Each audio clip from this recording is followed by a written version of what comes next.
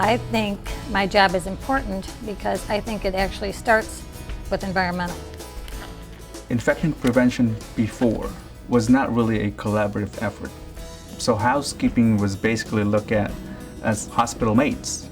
They have a spill right here, you go call the housekeeper and have it cleaned.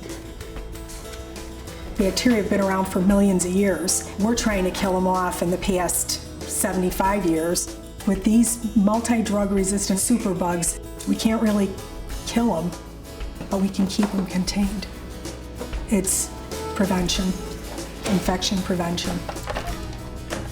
It's not just hand hygiene. Unless you have that environmental cleaning aspect hitting the mark all times, you're not going to achieve the goals that you need to achieve.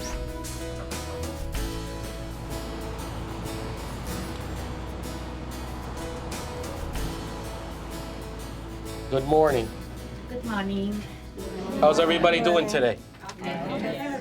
All right, okay. We have a new C. diff sign. This will be coming out next week from Infection Control. Whenever you see this sign, this is our new sign. That means it's a C. diff room. That means you gown up, you go in, you follow the procedure for cleaning. Now I want to talk about the areas that we're cleaning, and I brought some pictures. So let's make sure we get all the doorknobs. Remember, the hands. People are touching things with hands, germs. Chairs. So make sure we get where the people are sitting down and the rails. Yes. Just make sure we get all of it, every part of it, okay? Is there any places that I haven't mentioned that we're making sure that we wipe with the bleach wipes? Any surfaces other than what I showed? The thermostats, they changed either they want it colder or they want it hotter, so they use that too. Okay, very important. Window seals, Good. wipe them. Yeah, wipe The them light, down. the light, the light. Okay, The light. good. We have the philosophy here. Think of the patient as your family member, as if I'm coming in, as if my son's coming in, my wife, your husband's. All right, that's good. We did the railings, you did the controls. We have this new system now with fluorescent marking. We just put on doorknobs, surfaces that the housekeeper would clean. We come back with the light, and then we could tell if it was cleaned properly or not. The areas that we touched with the swab and the fluorescent powder are fluorescing quite nicely. And as soon as our housekeeper is done, we'll come back in to make sure that there is absolutely no fluorescence. And the housekeeper will clean, will have no idea that we've been in here. We're working in a hospital, and a lot of people wouldn't know what they have. So we have to protect ourselves, also the other patients coming in. Prior to having some type of fluorescent marking, it was more qualitative. If it looked clean, we assumed it was clean. And now that we have confirmation, it's more of a quantitative procedure. We've been doing this about 6 months. In the beginning, the first fluorescent marking, Sabria went actually and cleaned the room real good. And I went back with the light, and that fluorescent marking was still there. A little bit in the crevice. So I called her back and I showed her, and she just got hysterical. She started crying, and she swore to me that she cleaned the surfaces. One time I got the story with this room. I cleaned the room nicely. Patient go home, and I cleaned the isolation room. I clean everything nice. And called me, Sabria came here, your room is clean. I say, yes, I clean, you know.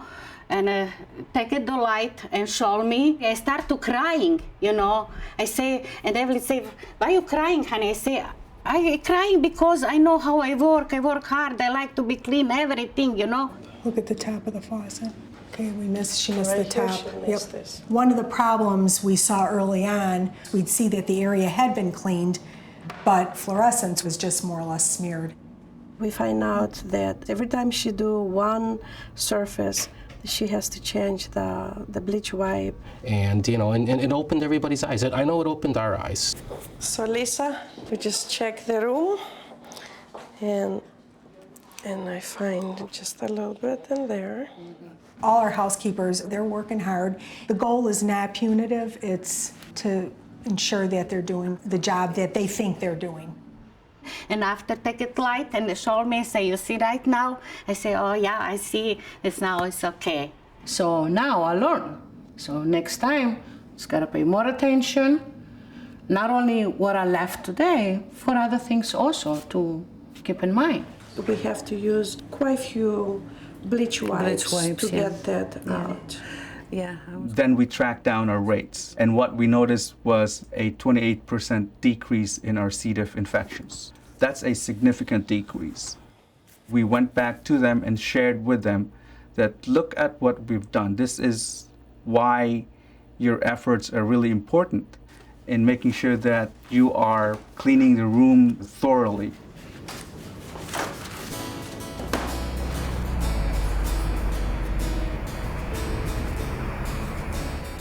I am happy to report our second quarter scores of hitting high touch areas continue to increase, and as you see, go up to about 85% and continue to sustain or go up slightly on that upward trend. This is the inside of the lining of an intestine.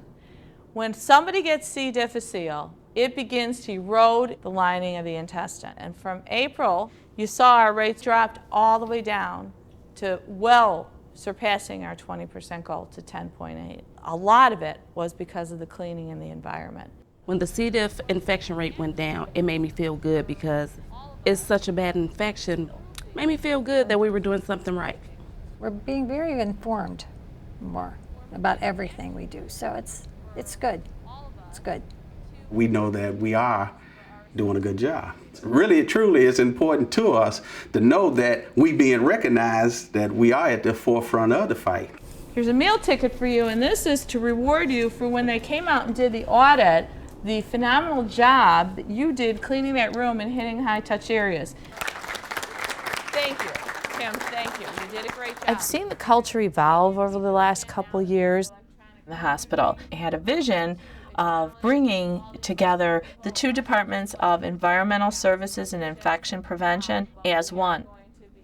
We're one of the few hospitals at the forefront. When I go to my international conference every year, they'll say, "You're the director of what?" And I'll say, "Yeah, I won the lottery. I've got both worlds under one hat." When I interviewed here, I was thrilled by the fact that EVS reports to the Director of Infection Prevention, because we can have Karen at our staff meetings and show graphs and say, we're not just a Maid service, we're helping prevent infections. We're all in this together. So if you see somebody going in an isolation room that doesn't have their garb on, whoever it may be, physician, nurse, or anybody else, you need to let us know. You can remain anonymous. We'll send them a letter and their superior. EBS and infection control, since they've joined together, has helped our department a lot. I mean, we have more respect. It's getting there. Some people might be comfortable with a gentle reminder. If somebody said, "Why are you telling me to do this?" We will support you behind it 100%. The doctors and them, they know our scores are better, and I think they are now becoming more aware of how we do things. Now that we're using evidence-based practice, we're able to go in and show physicians graphs, slides, and say, look, we want to let you know what we're doing here. We want to let you know your patients are safe here. We're still seeing that upward trend. This is phenomenal. The EVS staff always have thought that they weren't as important as a doctor or a nurse. As I began to show them data and that the results matter of how they clean, we're really beginning to see more critical thinking evolving from our staff, because they had a sense of purpose. They can really speak to what the reason is behind putting on isolation gowns or washing hands and how it translates into infection. And with that has come a confidence level. Give yourself a round of applause.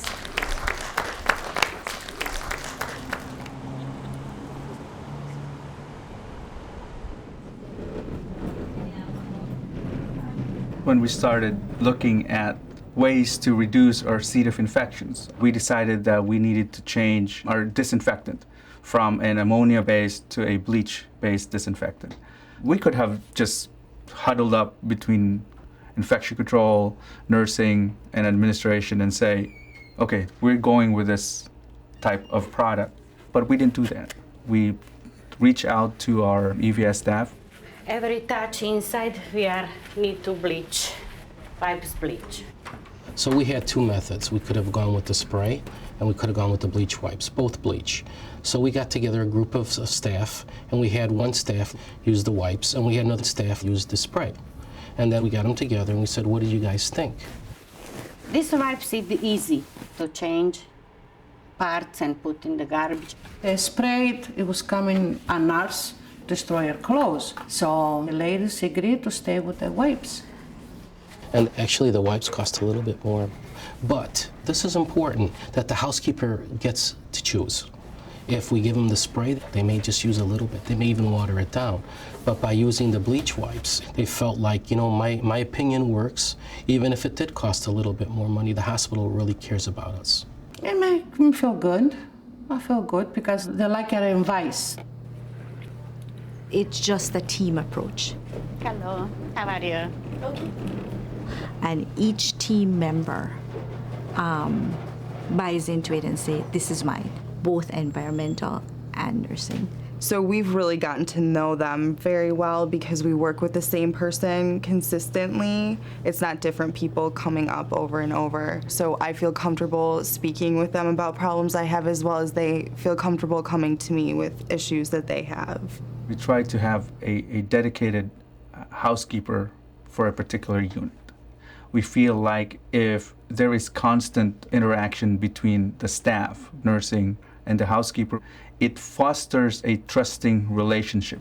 It takes a team effort to help control infections in hospitals, and environmental service workers are really important to that effort. They're not doing glamorous work, but what they do is really every bit as important as what other people, including the doctors in the hospital, are doing to help promote patient safety.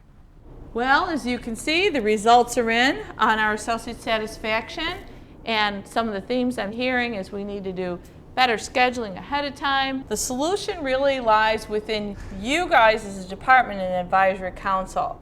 These actual meetings is made up of staff that has an interest in elected positions of a chair position, a secretary. Whatever the concern is with the associate, we try to address it and try to make things a little better. If you come with a problem, we ask that you come with a solution to it where we can work on it and then present it to Phil as well as he takes it back to management over here. You get to form your own opinion and let them know how you're feeling towards different things that's throughout the departments, and you all come to a common goal of solving things. So everybody has a say, has a vote. There's over 200 hospitals in Illinois. 20 hospitals participated in the C. diff collaborative. This film highlights 2 hospitals that have really taken a proactive approach to involving their environmental service workers in the effort to control C. diff. Change is difficult for everyone, and this has been a complete culture change. Not knowing, you know, in the beginning is that, oh, everybody's watching us, everybody has their eye on us. Now they're beginning to feel like, wait a minute, we're part of this team, you know. The whole housekeeping industry is gearing up towards this. You know, we really play an important role, literally saving lives. It's everyone's business to prevent infections in the hospital. It has to be a collaborative team effort. What I'm doing is important. I think I'm helping people. I'm doing something good.